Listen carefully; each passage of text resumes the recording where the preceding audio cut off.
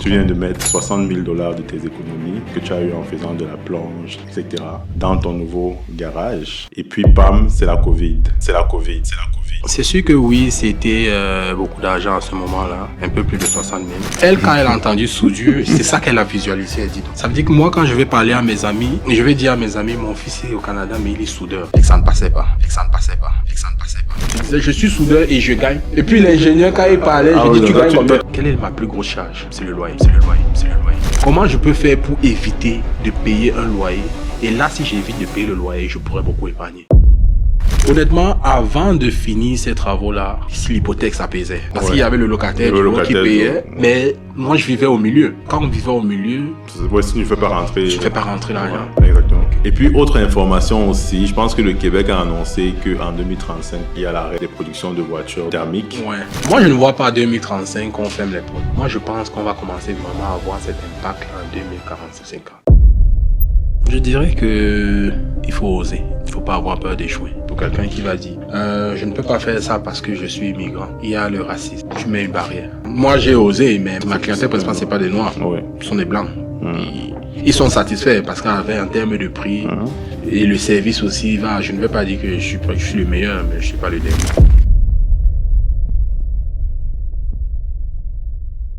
La distance ne devrait jamais séparer un cœur d'une maman de ton cœur. Avec Ombé, envoie des courses directement chez elle, en un clic, sans intermédiaire. Parce que l'amour traverse les océans, mais les provisions aussi. Avec Ombé, nourrissez l'amour, pas la distance. ombémarket.com. Donc, Thierry, Oui. on est en 2020. Tu viens de mettre 60 000 $ de tes économies que tu as eu en faisant de la plonge, etc. dans ton nouveau garage. Et puis, pam, c'est la Covid. Qu'est-ce que tu te dis quand tu lances cette activité? C'est sûr que oui, c'était beaucoup d'argent à ce moment-là. Un peu plus de 60 000 d'économie qui a été bâtie sur peut-être 3 ans, 4 ans d'économie. Et la Covid arrive, je n'ai pas de choix. Parce que j'avais déjà loué le local, j'avais déjà acheté une bonne partie des machines. Donc, je me dis, je fonce, j'ai pas le choix. Donc, techniquement, tu as acheté les machines pendant que tu travaillais encore? Exactement. C'est que c'est le projet à lui-même, pour lancer le projet, tu serais autour de 150 000 aujourd'hui. Okay. Mais moi, ce que j'ai opté, c'est... J'avais pas beaucoup de fonds, donc je suis allé avec l'option d'acheter des machines usagées. Juste pour démarrer et par la suite changer progressivement. Et ça t'a pris combien de temps, pas pour bâtir l'argent, pour commencer, du moment où tu as dit je vais te lancer ce projet, au moment où tu l'as effectivement lancé, c'est-à-dire le jour 1 où tu as ouvert les portes de ton garage à Montréal, combien de temps se sont écoulés? Avant que je n'ouvre le garage. Oui. Je te dirais que c'est un bon 2 ans. Hein. C'est un projet que j'avais quand même, mais je veux dire, le moment où j'ai dit, OK, j'achète ma première machine, là, ça veut dire que psychologiquement, je sais que à telle période, il faut que si je trouve le local, je dois ouvrir. Je te dirais 1 an. 1 an, ouais. Parfait. Alors, bienvenue sur C'est encore possible. Ici, on prouve que la compétence africaine peut vraiment exploser partout dans le monde. Donc, aujourd'hui, on est au Canada et on est venu décrypter les nouvelles pépites, les petites pépites qui, justement, sont parties de l'Afrique, ont fait leur parcours au Canada et aujourd'hui peuvent être regardées comme une sorte de succès. Dans ce podcast, aujourd'hui, j'ai le plaisir d'interviewer Thierry. Bonjour Thierry. Bonjour Yvan. Est-ce que tu peux te présenter pour ceux qui ne te connaissent pas encore? Je suis Thierry Ludovic Kanke, arrivé au Canada en 2014 et qui a fait ses classes comme tous les immigrants qui arrivent et qui est aujourd'hui chef d'entreprise et investisseur immobilier. Investisseur immobilier. Tu as fait Sciences Éco au Cameroun. Exact. Et puis, tu voulais être comptable, j'imagine. Exactement, c'est ça. Donc là, aujourd'hui, tu travailles dans la mécanique. Plus précisément, ton entreprise fait tout ce qui est... Tu travailles dans la mécanique et tu répares les tuyaux d'échappement. Exactement. Donc, techniquement, tu fais un peu de la soudure. Exact. Pour beaucoup d'Africains, ce serait peut-être vu comme une régression sociale. Toi, tu en penses quoi?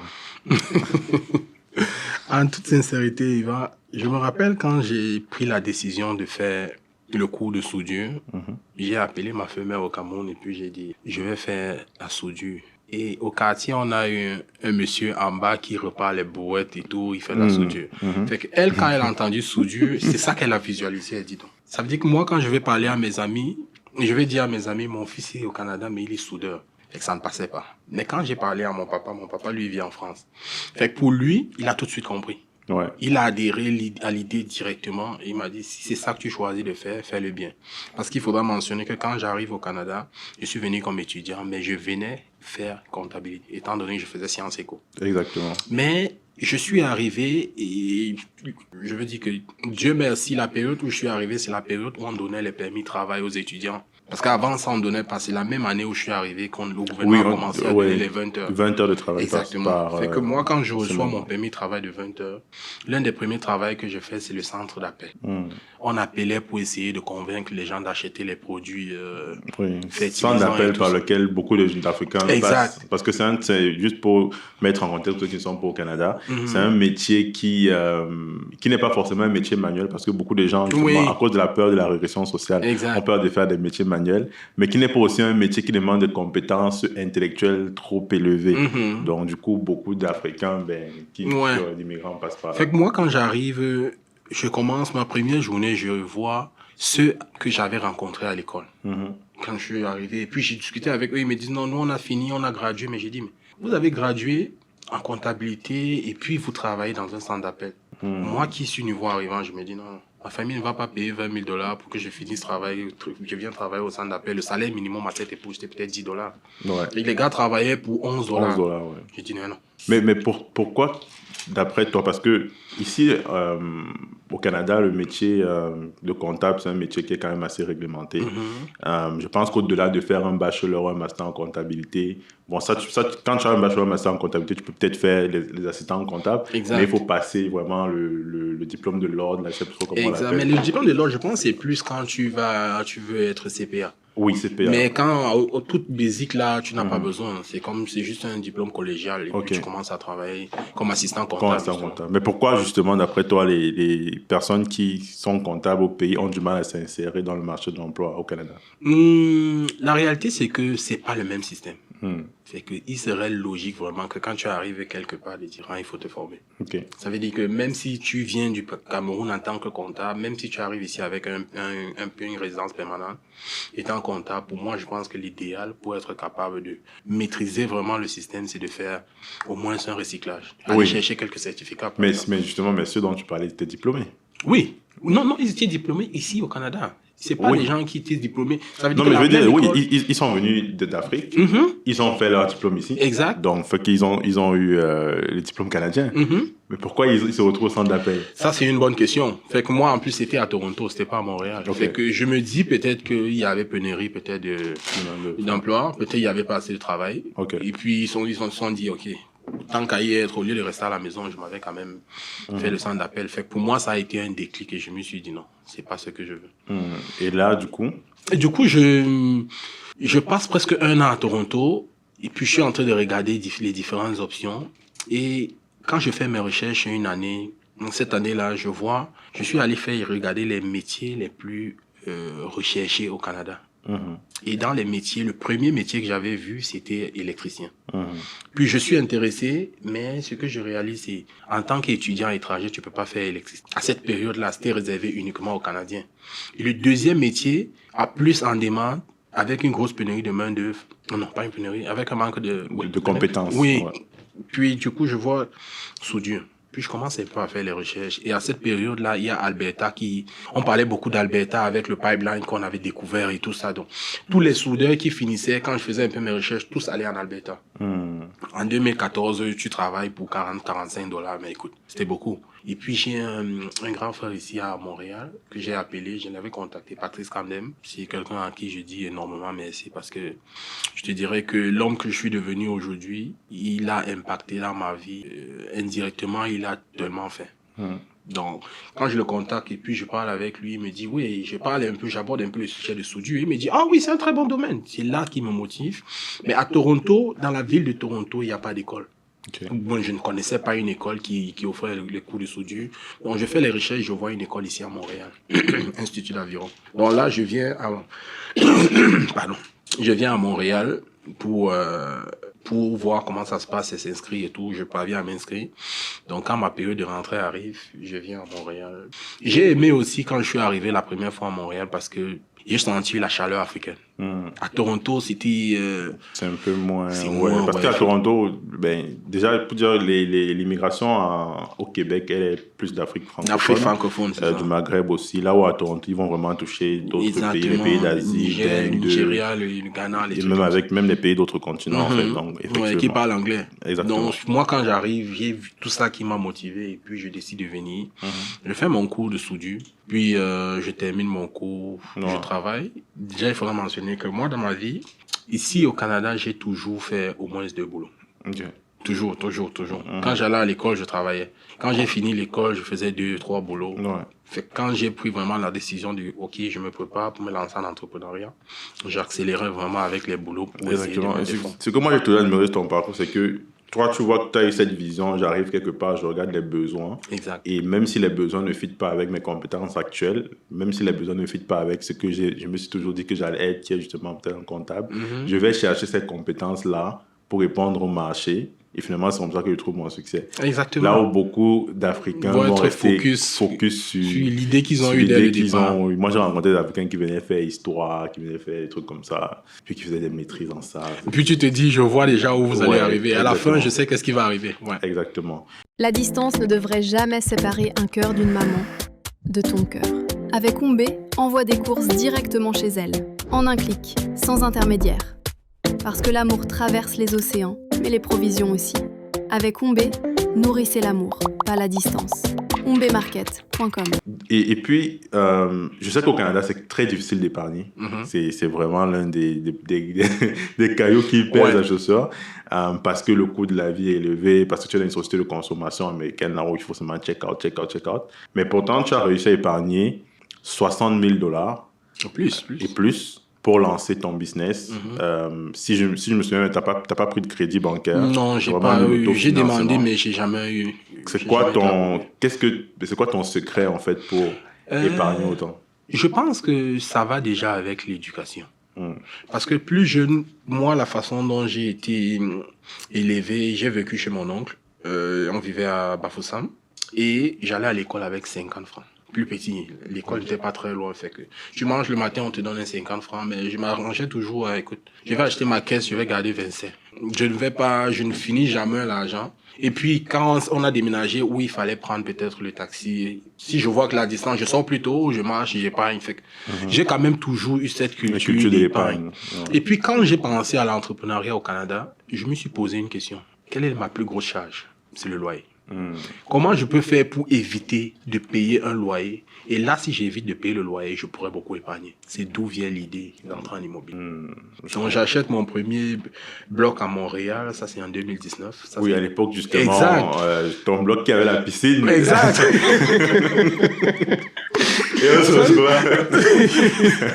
C'est ça, donc c'était le premier pas. Et quand j'ai fait ce pas, mais il faudra mentionner qu'avant de faire ça, j'avais pris une petite formation chez Stéphanie Milo. Oui, moi aussi. Oui, j'ai pris une petite formation à l'époque là, fait que...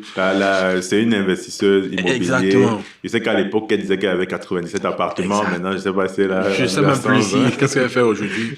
Donc, c'est d'où ma motivation vient. Et puis, je me dis, OK, quand je prends la formation, je me rends compte que c'est pas si compliqué que ça, mais c'est l'information qu'on manque. Qui manque, ouais. Et puis, je me dis, OK, je vais faire mon premier achat, j'ai rempli toutes les conditions, je travaille chez Volvo. Dans cette période-là, je travaille, je crois que j'étais peut-être à $30.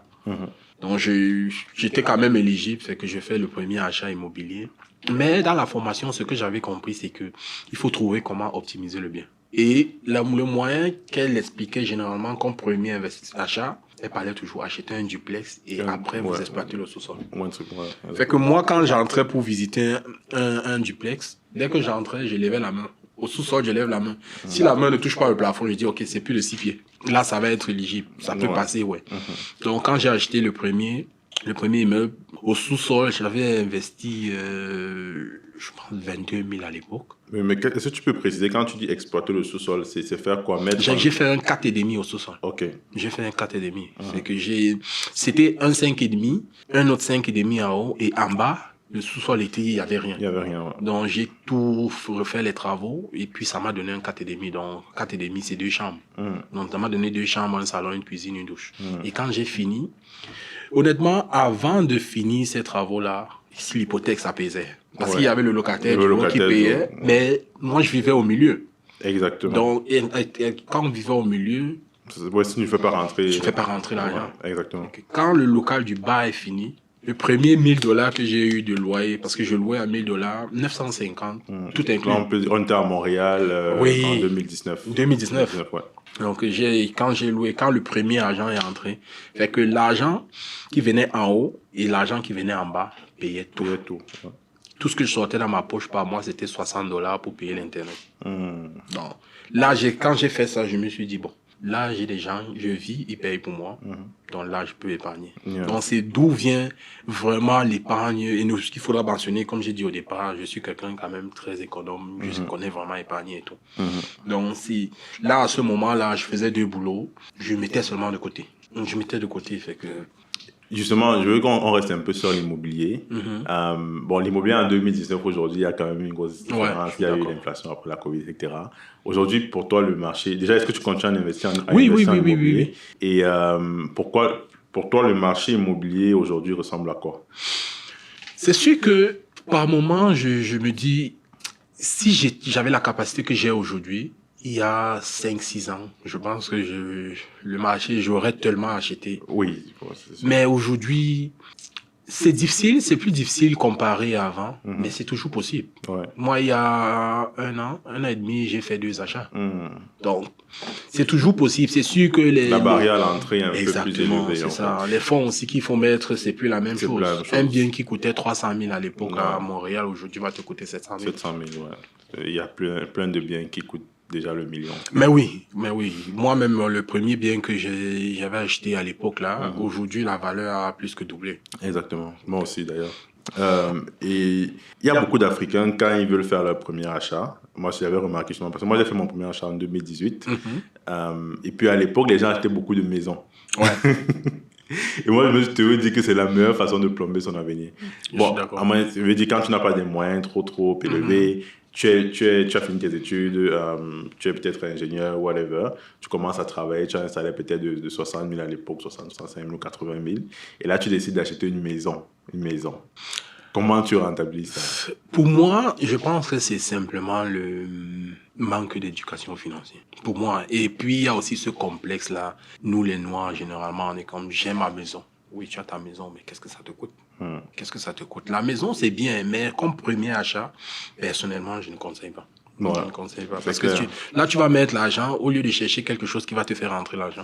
Exactement. Surtout que, est-ce qu'il y a vraiment des avantages de vivre dans une maison quand tu commences encore? Non, je ne pense pas. Je ne pense pas. Parce que si au début, là, généralement, on n'a pas de famille, on se dit, OK, je suis peut-être juste avec ma copine.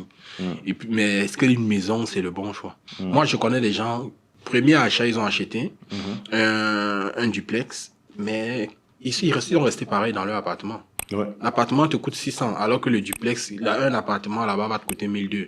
Tu restes dans ton appartement de 600, tu loues ça, tu fais rentrer l'argent. C'est sûr que quand tu veux acheter en mode j'investis, c'est un mindset. Il faut... Et je pense aussi, comme je dis tantôt, c'est plus une affaire de mentalité. L'éducation que tu as eue des finances, je pense que ça a un effet tellement énorme, quoi. Énorme, ouais. Bon, revenons un peu sur ton activité principale.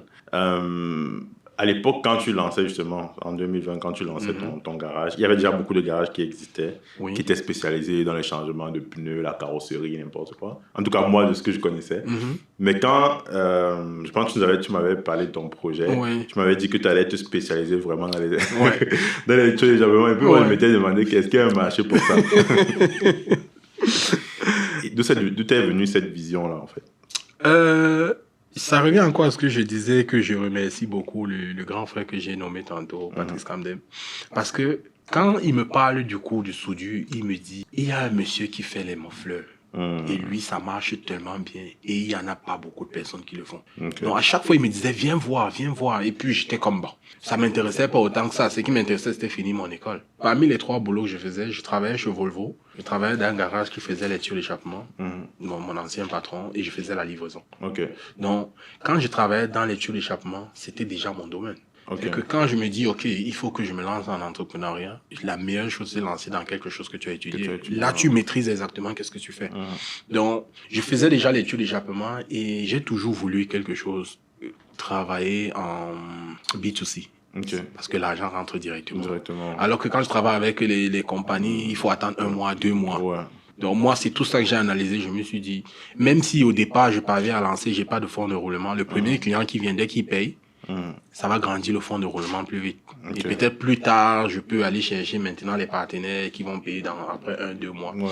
Comme aujourd'hui, on a des des partenaires qui payent après 2 mois. Mais c'est pas trop un problème parce qu'on a quand même le cash qui roule. Yeah. Bon, donc, c'est une approche de business. Bon, moi, je m'y connais pas en mécanique. Donc, est-ce que tu peux expliquer exactement qu'est-ce que tu repasses sur les tuyaux d'échappement? Ok.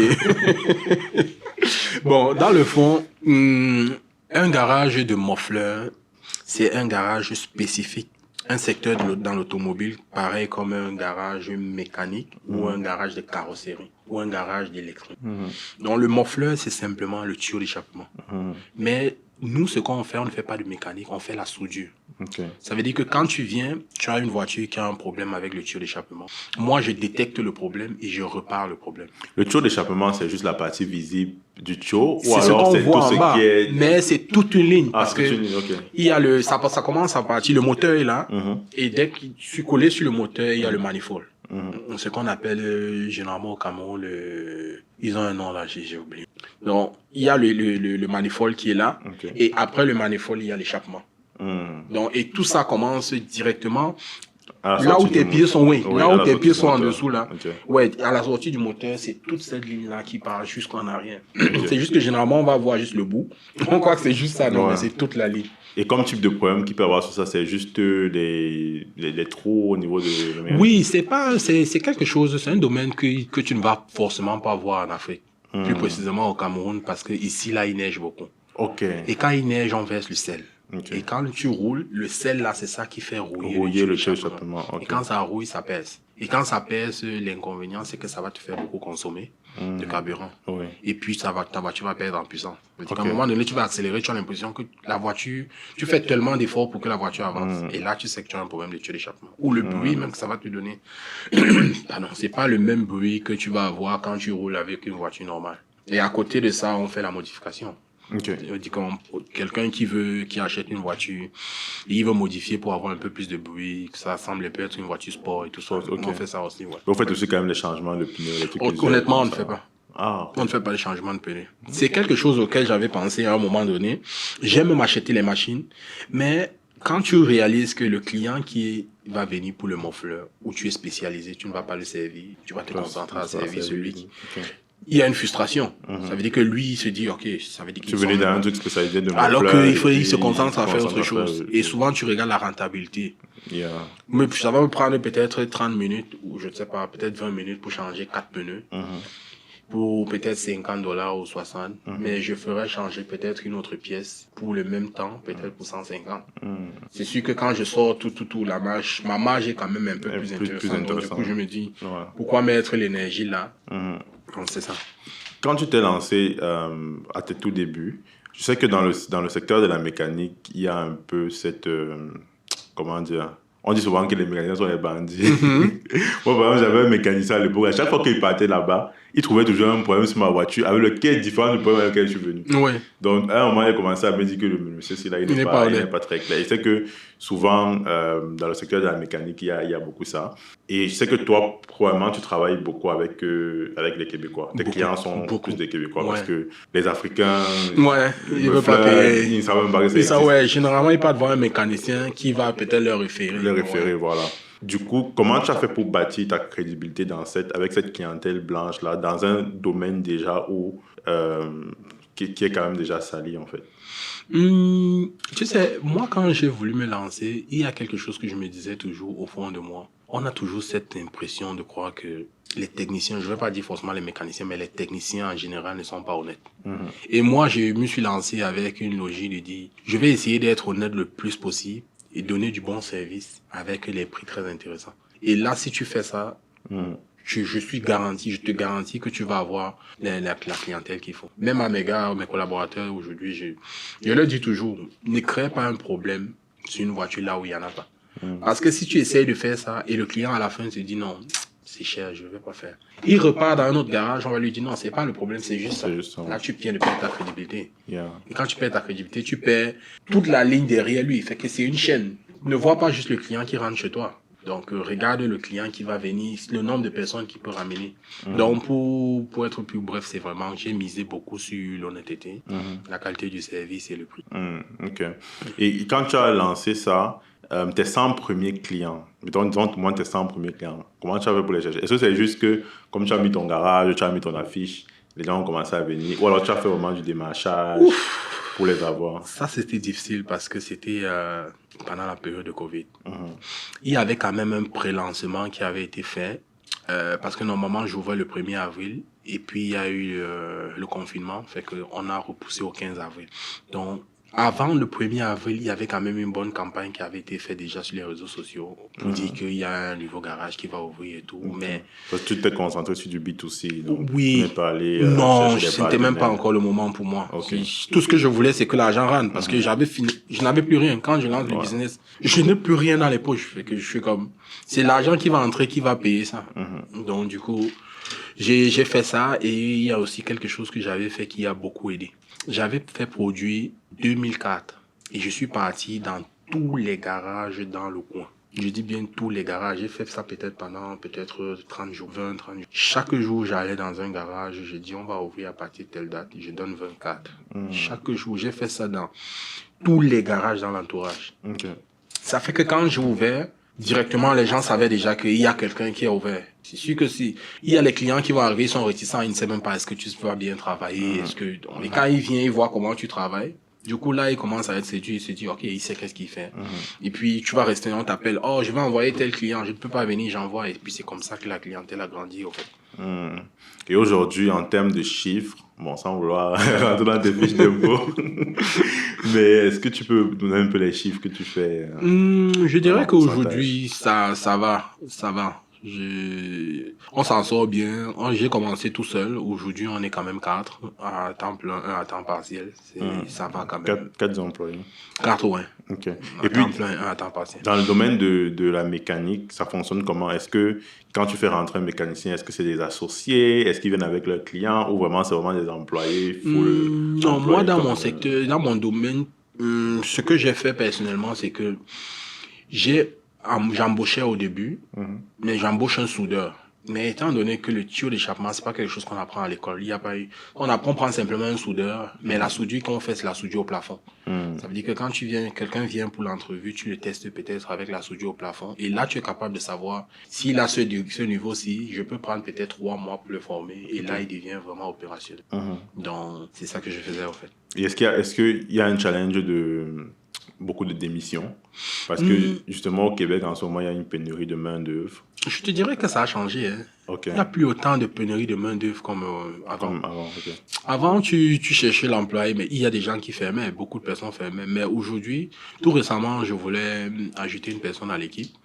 Et puis, je suis allé sur Indeed, j'ai posté pour un employé. Ça fait 5 jours, j'ai eu peut-être 60. Wow. Mais ça, c'est probablement parce que c'est avec l'IA. Peut-être c'est pas corrélé, mais je me dis qu'avec la technologie qui a avancé un peu, beaucoup de postes intellectuels ont commencé à être supprimés. Et moi, mon guess, c'est que les métiers manuels seront je ne sais même pas si ça va être remplacé là, mais seront les moins touchés. Ça fait du sens. Tout ce qui est mécanique, même juste récemment, je pensais juste même faire les tresses, les ongles. Il n'y a pas une machine qui va être capable de faire ça. Non. Mais je pense qu'ils vont créer. Je pense. Ils vont créer, mais c'est le dernier maillon. Oui, je veux dire, c'est pas quelque chose qui va être... C'est une combinaison entre l'intelligence artificielle et la robotique. Pour vraiment créer un truc qui peut vraiment... Et ça demande beaucoup d'investissement. Pour quelle rentabilité? Tu dois faire un robot qui tresse quelqu'un va acheter le robot là à quoi, $100,000 pour gagner combien Pour par tête. rentabiliser Donc, combien, ouais, c'est économiquement, vrai. ça peut être compliqué. Alors que les métiers, mettons, de développeur, faire Ça des vaut sites la peine. internet, machin et tout, là, Ouais, ça vaut la c'est peine. d'abord beaucoup plus facile parce que ça ne Mhm. fait pas intervenir la mécanique ou La robotique. C'est vraiment juste du software. Donc ça, franchement, c'est beaucoup plus facile. Donc, mon gars, c'est qu'il y aura vraiment une masse de personnes aujourd'hui qui vont migrer vers les métiers manuels. Ça se peut. Et il y a... Parce que je me rappelle même au début, quand moi je suis arrivé, j'avais des amis ingénieurs. Et puis souvent, quand peut-être on allait à un chilling, et puis toi tu fais. Tu vois, à l'époque, quand tu arrives au chilling, on veut que chacun se présente. Chacun... Ouais, les conneries comme ça. Ça, c'est l'époque. Donc, moi, généralement, quand on me demandait, j'étais toujours un peu frustré. Parce que à chaque fois, je traînais, alors, je suis ingénieur à tel, je suis ingénieur à tel. Ouais, Puis moi, je suis soudeur.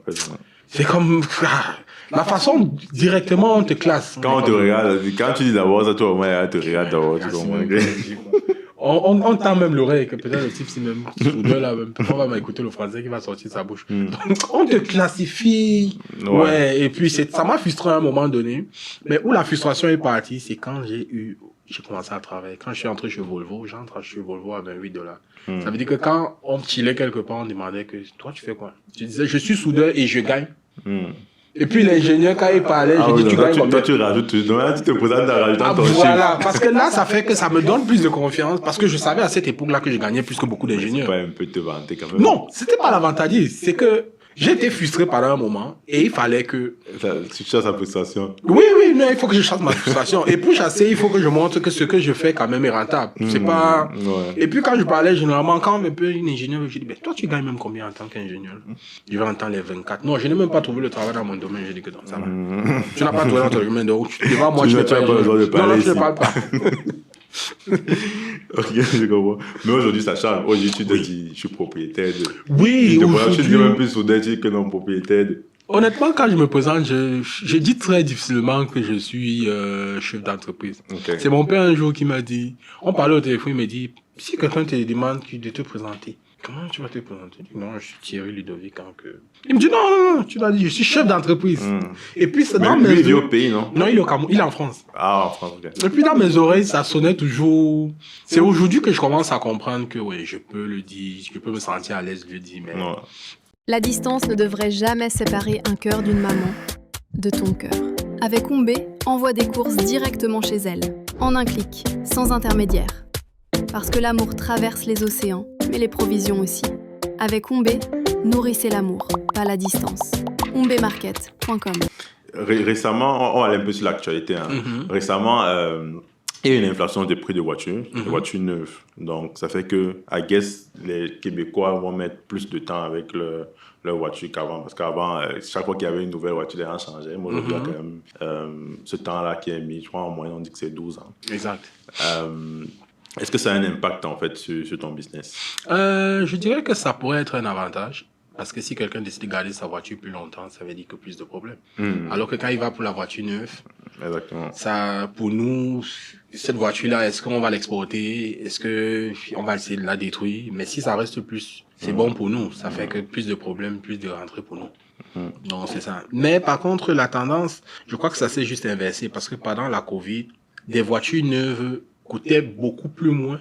Je vais pas comparer les mêmes, mais je veux dire, les voitures usagées à ce moment-là, coûtait beaucoup plus cher. Parce que les voitures neuves, quand tu passais la commande, ça prenait tellement de temps. Donc les vendeurs de voitures, directement, ils se sont dit, OK, nous, on a le contrôle, fait qu'on grimpe les prix. Donc, c'est ça. C'est maintenant que mais les prix n'ont même pas, ça n'a pas rechuté, finalement. Donc, il y a eu cette hausse-là, mais après la hausse, on va dire, l'augmentation a un peu comme freiné, mais je pense pas qu'on soit revenu au prix d'avant. Non, je pense pas.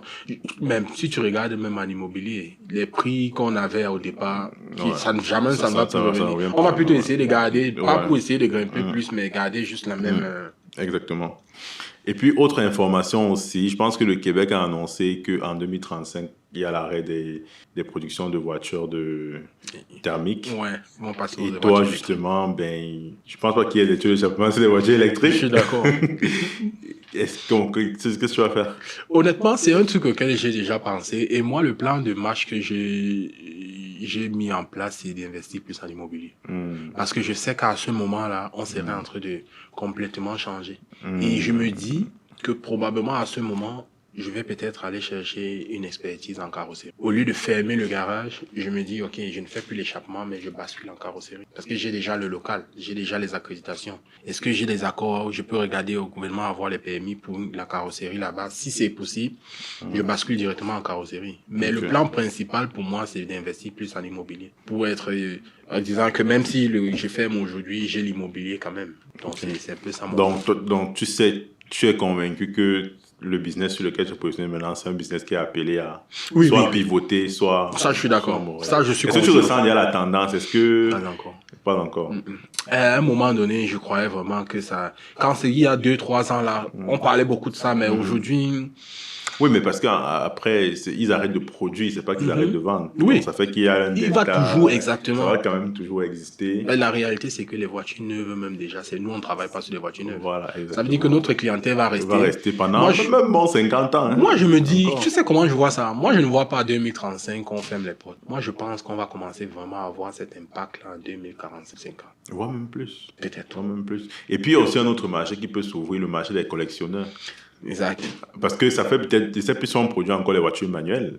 Peut-être. Mais il y a au Canada, peut-être pas. Peut-être, oui, mais il y a toujours des gens, il y a toujours des voitures manuelles. Oui, c'est sûr. Donc, je me dis que il y a le marché des collectionneurs qui va peut-être naître. Et puis, si ça devient un marché encore plus niché, donc les prix pour les réparations vont encore aussi coûter plus cher. Ouais. Moi, je pense que c'est ça. Moi, je me donne peut-être en 2045-2050 pour vraiment dire, OK, je vais pivoter complètement, mais on a encore du temps. Peut-être avant que ce moment-là n'arrive, peut-être les décisions, il y aurait déjà d'autres décisions qui sont déjà prises. Exactement. Parlons un peu de la comparaison entre le métier de mécanicien ici au Canada, qui est justement un métier manuel, réglementé, assermenté, avec tout le stéréo qu'on veut, avec le métier de mécanicien au Cameroun, qui en général, souvent, n'ont même pas la compétence. Ouais.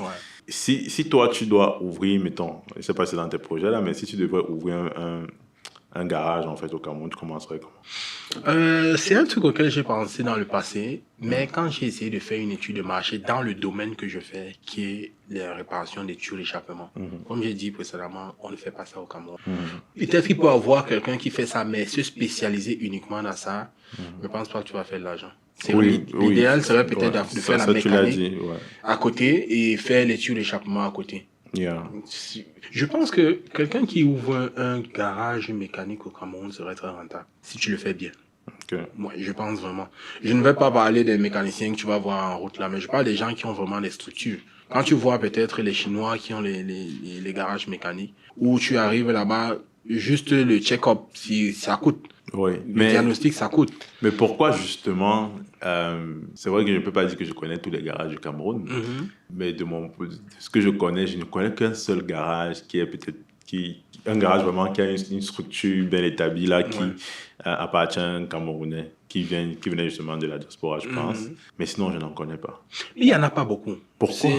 Parce que je me dis que moi, particulièrement dans mon domaine, je ne le fais pas parce que je sais que c'est pas un secteur. Mais si je faisais mécanique et que j'avais les compétences en mécanique, j'aurais pensé. Le coût d'investissement, parce qu'il y a quand même des belles voitures. C'est pas comme si tous ces gens-là ont besoin de faire réparer les voitures. Personne ne veut aller réparer sa voiture dans un garage lambda. Ça veut dire que même c'est vrai qu'il y a quand même des vieilles voitures au Cameroun. Il y en a. Il y a trop de vieilles voitures. Il y en a. Mais je pense que tu peux trouver ta niche pareil. Parce qu'il y a des vieilles, mais il y en a aussi des récentes.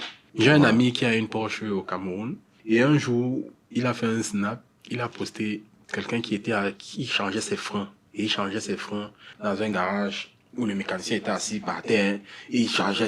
Et puis j'étais comme, tu as cette voiture-là. Pourquoi tu ne vas pas dans un vrai garage? Il me dit qu'il n'y en a pas beaucoup. Du moins, je ne connais pas. Ouais, c'est vrai que la plupart beaucoup de concessionnaires, Toyota, etc., qui s'implantent au pays. Aujourd'hui, il y a beaucoup de Chinois concessionnaires qui viennent. Exact. Souvent, ils vont venir avec leur service après-vente. Et donc, du coup, quand tu achètes des voitures par là, c'est souvent plus facile pour toi de dire, OK, je vais aller directement là-bas pour faire réparer. C'est mieux. Oui, tu te dis qu'ils connaissent qu'est-ce qu'ils font. Exactement. Et ça importe. Moi, je trouve qu'au Cameroun, importer les voitures, c'est vraiment très cher. Je dis ça pourquoi? Parce que j'ai fait la Côte d'Ivoire récemment. Et sincèrement, en termes de voitures, Il n'y a pas photo. il n'y a pas photo. En Côte d'Ivoire, ils sont loin, les voitures récentes entrent et tout. Au Cameroun, tu es dans les voitures de 1998. Oui, mais tu sais pourquoi en Côte d'Ivoire c'est comme ça? C'est parce que eux, je crois qu'une voiture qui a plus de 50 ans pas en Côte d'Ivoire. Donc, moi, je connais des amis qui sont importateurs. Quand le gars t'amène une voiture au garage pour faire un check-up avant que ça parte ou bien pour réparer un problème d'échappement, tu vas avoir une voiture 2022, 2023. Les voitures en dessous, là, il va peut-être faire passer ça au Burkina. Et là, je pense que le Burkina aussi est en train déjà de fermer aussi. Donc, généralement, il faisait passer ça par le Burkina avant d'entrer en Côte d'Ivoire. Ouais, mais les voitures, généralement, moins de 5 ans, ça n'en pas. Par contre, au Cameroun, même si tu as une voiture 1990, tu peux envoyer. Et je pense qu'au Cameroun, la douane est même plus chère. À moins que je ne sais pas si je me trompe, mais je crois que la douane est plus chère sur les voitures plus récentes. Donc, si tu envoies une voiture récente, ta douane risque de... Donc, ça incite même... Il y a une incitation à envoyer plutôt les voitures moins récentes. Ouais, les vieilles voitures. C'est ça. Ce qui est dommage. Sinon, question qui blesse, je ne sais pas si ça blesse là, mais est-ce que tu te vois rentrer au Cameroun dans un moyen, court, long terme? Dans le long terme, oui. Long terme, oui. Mais qu'est-ce que je vais rentrer faire, je ne sais pas encore. C'est ça le problème. Qu'est-ce que je vais rentrer faire, je ne sais pas encore. Je suis plus en termes d'investissement au Cameroun, je suis plus dans juste l'achat des terrains.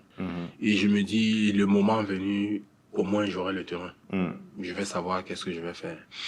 Tout récemment, j'ai acheté un terrain à Yaoundé, en Kwaba. Oui. Derrière la Total qui se développe quand même. J'ai acheté 3000 mètres carrés là-bas. L'idée, pour moi, c'est de construire l'école. C'était ça, la motivation première, et puis le terrain était bien placé, 3000 mètres carrés, c'est assez. Je me suis dit, peut-être je vais faire une école technique et tout. Mais pourquoi une école? Parce que déjà, le domaine de soudure, si tu vas voir les vraies écoles, il y en a pas beaucoup, et c'est plus à Douala. C'est vrai qu'il n'y a pas beaucoup d'écoles dans les métiers manuels. Exactement. Donc moi, c'est plus à ça que je regardais. Pas uniquement la soudure, mais je peux avoir l'électricité, je peux avoir la menuiserie. Donc c'est des trucs auxquels j'ai pensé.